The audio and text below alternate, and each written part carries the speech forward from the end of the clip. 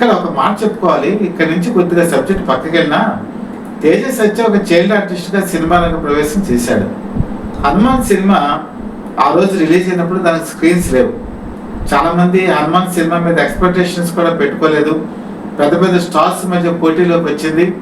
కానీ ఆ సినిమా 300 కోట్ల రూపాయలు కలెక్ట్ చేసేప్పటికి మొత్తం పాన్ ఇండియా అంతా కూడా ఆశ్చర్యపోయింది.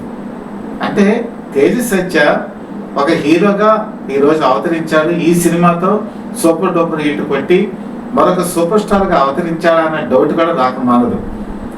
అలాగే ఈ సినిమాకి సంబంధించి మంచు మనోజ్ని కూడా స్పెషాలిటీగా మనం చెప్పుకోవాలి. మంచు మనోజ్ చాలా అద్భుతంగా నిలిచారు. మహావీర్ లామా అని చెప్పేసి ఈ క్యారెక్టర్ ఒక బ్లాక్ స్పాట్ పర్సన్గా ఇతను విలనిజం పండించాడు. మోహన్ బాబు తొలినాడులో ఒక విలన్గా ఎస్టాబ్లిష్ అయిన తర్వాత హీరోగా మారి ఈరోజు పెద్ద స్థాయికి ఎదిగాడు. మంచు మనోజ్ కూడా అదే స్థాయికి ఎదగబోతున్నాడు. ఈ సినిమా తర్వాత అతనికి సినిమాలు కూడా వెలుగులా వస్తాయని చెప్పి నేనైతే ఎక్స్పెక్ట్ చేస్తున్నాను.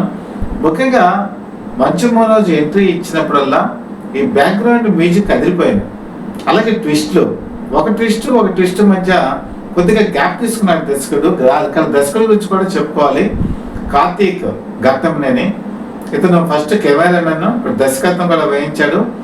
కెమెరా అయితే సూపర్గా ఉంది. ప్రతి సీన్స్ని కూడా కెమెరాలో అద్భుతంగా క్యాప్చర్ చేసి విఎఫ్ఎక్స్ చేసిన తీరు మాత్రం అద్భుతం. కొన్ని సినిమాల్లో విఎఫ్ఎక్స్ ఏంటంటే మీకు డల్ అవుతూ ఉంటుంది, కానీ ఈ సినిమాలో డల్ అవ్వలేదు. ప్రతి విఎఫ్ఎక్స్ని కూడా చాలా అద్భుతంగా వీళ్ళు చేయించుకోగలిగారు.